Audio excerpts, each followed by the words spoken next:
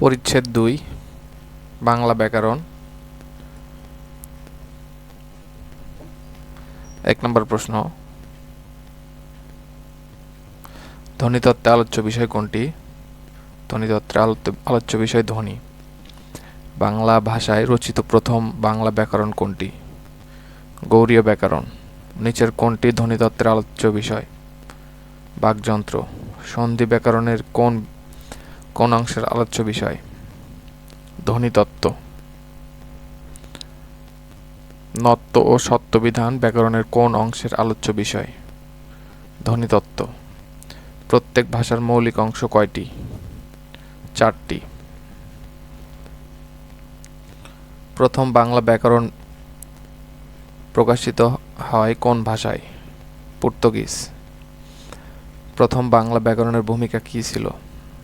Bangla Portuguese অভিধানের। প্রথম বাংলা ব্যাকরণ রচিত হয় কোন ভাষায়? ইংরেজ। A grammar of the Bengal language বইটির প্রকাশ সাল কত? 1778। বাংলা ভাষায় রচিত প্রথম বাংলা ব্যাকরণ কোনটি? গৌড়ীয় ব্যাকরণ। বাংলা ভাষায় রচিত প্রথম বাংলা ব্যাকরণের রচয়িতা কে? রাজা রামমোহন রায়। বাংলা ব্যাকরণ গঠিত হয় কি দিয়ে? শব্দ দিয়ে। শব্দ তৈরি হয় ধ্বনি দিয়ে। বর্ণমালা সংক্রান্ত আলোচনা ব্যাকরণের কোন অংশে আলোচিত হয়? ধ্বনিতত্ত্বে। ধ্বনিতত্ত্বের মূল আলোচ্য বিষয় কি? বাকযন্ত্র, ধ্বনির বিন্যাস, স্বর ও ব্যঞ্জনধ্বনির বৈশিষ্ট্য, সবগুলোই। শব্দ ও তার উপাদান নিয়ে আলোচনা করা হয় ব্যাকরণের কোন অংশে? রূপতত্ত্বে।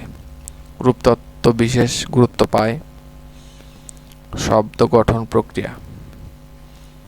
বাক্যতত্ত্বে আলোচিত হয় বাক্যের গঠন, বাক্যের নির্মাণ, এওপি উভয়।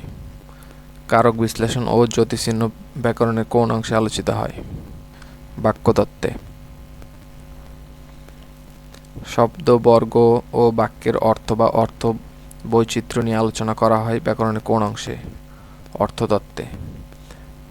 বাগর্থ হল অর্থতত্ত্ব। অর্থতত্ত্বের অন্তর্ভুক্ত বিষয় কোনগুলো? বিপরীত শব্দ, প্রতিজোড়, প্রতিশব্দ, শব্দজোড়। শব্দবর্গ ও বাক্যের ব্যঞ্জনা ব্যাকরণের কোন অংশে আলোচনা করে? অর্থতত্ত্ব।